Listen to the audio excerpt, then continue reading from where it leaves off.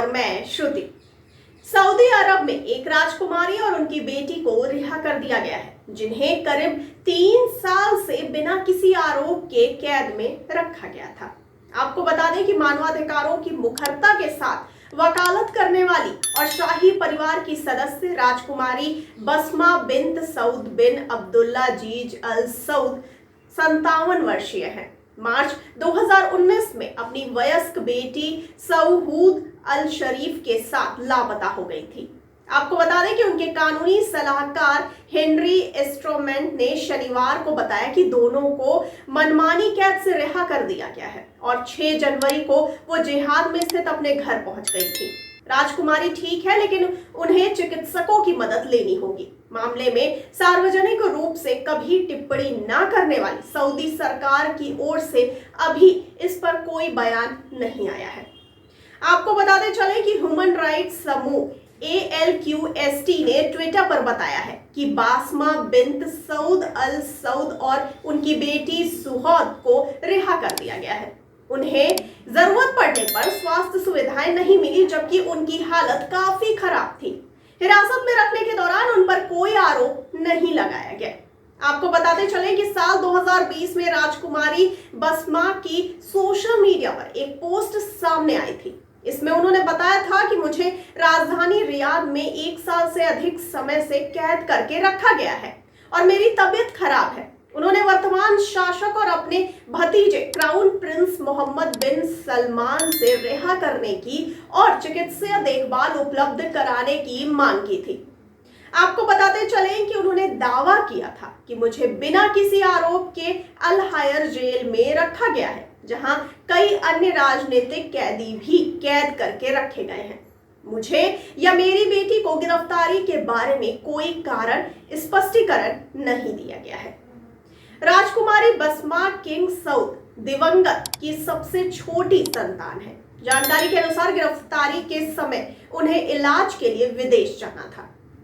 आपको ये भी बताते चले कि उनकी रिहाई के बाद सऊदी अरब में मानवाधिकारों के लिए काम करने वाले संगठन ALQST ने कहा है कि जीवन के लिए घातक साबित हो सकने वाली समस्या से पीड़ित राजकुमारी को चिकित्सीय मदद नहीं उपलब्ध कराई गई। संगठन के अनुसार उन्हें मार्च सन 2019 में गिरफ्तार किया गया था और अप्रैल सन 2019 तक अपने परिवार से कोई संपर्क नहीं करने दिया गया था। आपको ये भी बताते चले कि राजकुमारी बासमा को अल हेयर जेल में रखा गया था, जहां कई अन्य राजनीतिक बंदियों को भी रखा गया था।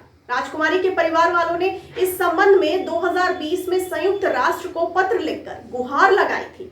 परिवार ने कहा था कि मुखर होने की वजह से राजकुमारी बासमा को हिरासत में रखा गया है।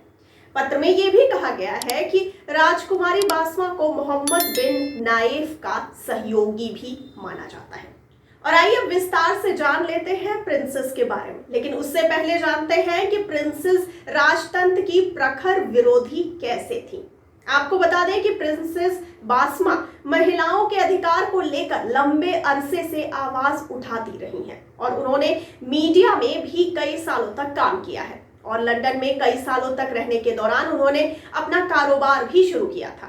हालांकि साल 2015 में वो ब्रिटेन से मानवाधिकारों की मांग को लेकर सऊदी अरब लौट आई थी और उन्होंने अपने देश में संवैधानिक राजतंत्र की स्थापना की मांग करने लगी थी, जिसके तहत देश का शाही परिवार देश की शासन व्यवस्था से बिल्कुल अलग होता है।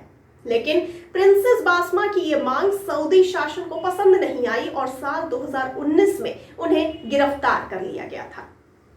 और आइए अब जानते हैं कि विद्रोही राजकुमारी के तौर पर प्रिंसेस को क्यों पहचाना जाता है।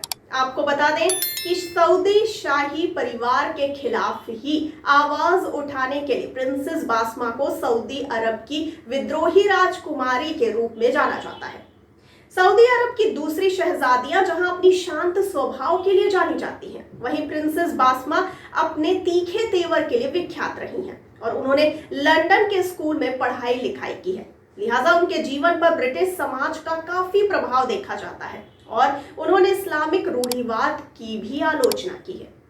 आपको जानकारी के लिए ये भी बताते चले कि प्रिंसेस बासमा ने स्विट्जरलैंड में आगे की पढ़ाई लिखाई की और उन्होंने सामाजिक अर्थशास्त्र और राजनीति विज्ञान में ग्रेजुएट किया है और कई तरह की उच्च शिक्षा हासिल करने वाली सऊदी शाही परिवार की पहली महिला है। तो आपको इस शाही परिवार की शहजादी के विषय में क्या कहना है? अपनी राय और प्रतिक्रिया हम तक जरूर पहुंचाइए कमेंट बॉक्स में कमेंट करके, और साथ ही साथ हमारे चैनल को लाइक, सब्सक्राइब और शेयर करना बिल्कुल ना भूलिए। और मुझे दीजिए इजाजत और आप देखते रहिए द फुलझड़ी। धन्यवाद।